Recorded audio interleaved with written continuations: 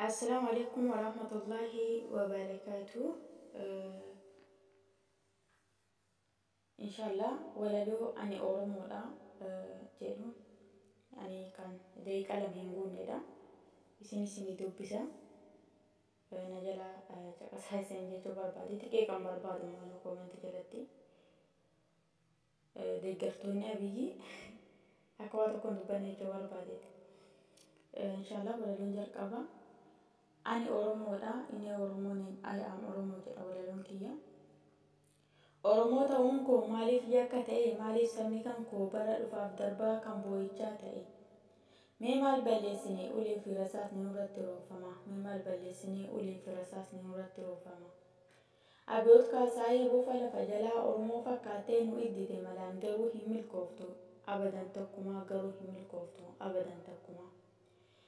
yaa Abiyoot simaa addaamta nyaandee Oromoo bimootum dagmuun bittaa salim ayaalqam Oromoo baharnoo yemmaal zalaalam Oromoo baharnoo yemmaal zalaalam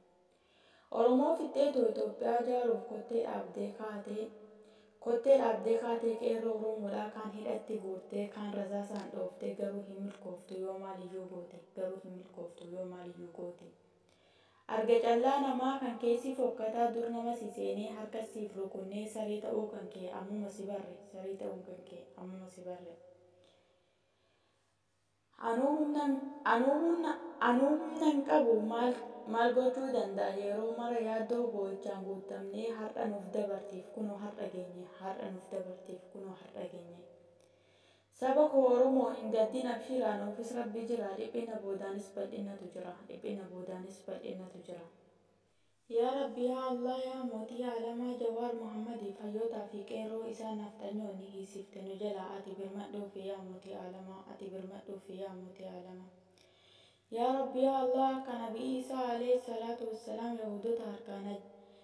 Yahudota jalaa najaa baafte sani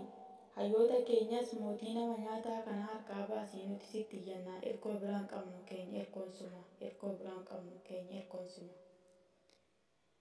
ani Oromoodha I am Oromoo inni Oromoo